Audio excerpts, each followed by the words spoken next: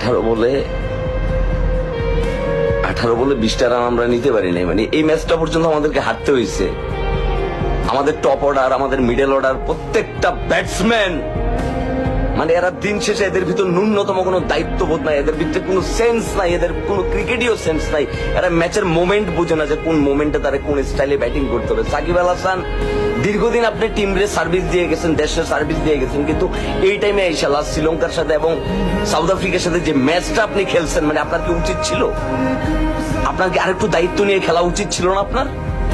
Last 2টা বল ছিল 6 মারার মতো, লাস্ট 2টা বল। তাদেরকে আর দোষ দিয়ে লাভ কি? এক মাহমুদুল্লাহ রিয়াদ আর তাহিদ হৃদয় মিলে পুরো ম্যাচটারে টাইনা নিয়ে আসছে আপনাদের ইজ্জতটা বাঁচানোর জন্য, কিন্তু তাদের তো আপনার ইজ্জত বাঁচানোর জন্য প্রত্যেকবার তাদের দায় না। শ্রীলঙ্কার সাথে ম্যাচটা তাহিদ হৃদয়ের, মাহমুদুল্লাহ রিয়াদ ম্যাচটারে জিতাইছে। তাহিদ হৃদয়ের 3টা 6 পুরো ম্যাচের মোমেন্ট ঘুরাই দিছে মাহমুদুল্লাহ রিয়াদ এসে ফিনিশ করছে, কিন্তু আজকের ম্যাচটারে ফিনিশ করছে সাকিব আল হাসান আর হচ্ছে লর্ড শান্ত।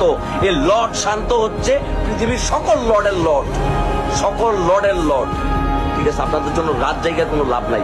এই যে যুক্তরাষ্ট্রের মাঠে, নিউ ইয়র্কের মাঠে এতগুলা অডিয়েন্স ছিল, যারা একটা সিঙ্গেল রান নিলে এতটা চিল্লাফাল্লা করতেছিল, এতটা ক্রাউড করতেছিল, এতটা চিয়ার্স করতেছিল, এতটা চিয়ার আপ করে আপনাদেরকে জাগায় রাখতেছিল, ওই মানুষগুলোর সাথে আপনারা প্রতারণা করছেন। আপনারা দিন শেষে আপনাদের আউট ইনপুটটা, আপনাদের পরিশ্রমটা, আপনাদের এফোর্টটা কোথায় দেন? আপনারা কোথায়? নাইট প্র্যাকটিসে, বিজ্ঞাপনে, দালালিতে, শোরুম কাটাতে কোথায় দেন আপনারা? আপনারা দিন শেষে ক্রিকেটের সাথে আপনারা নাই। মায়ের দোয়া তো দূরের কথা, আপনারা আসলে কোনো দোয়ার যোগ্য না, আপনারা অভিশাপের যোগ্য।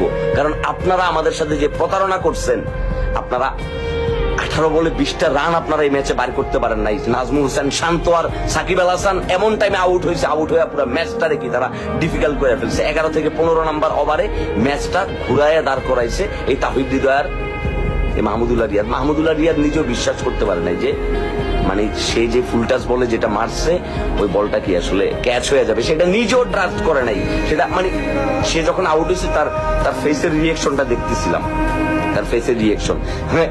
খেলার মাঝখানে একটা টাইমে দেখেছি কি মানে যখন আর বলে মনে 11 রান না কত রান দরকার, মানে ওই টাইমে হচ্ছে কি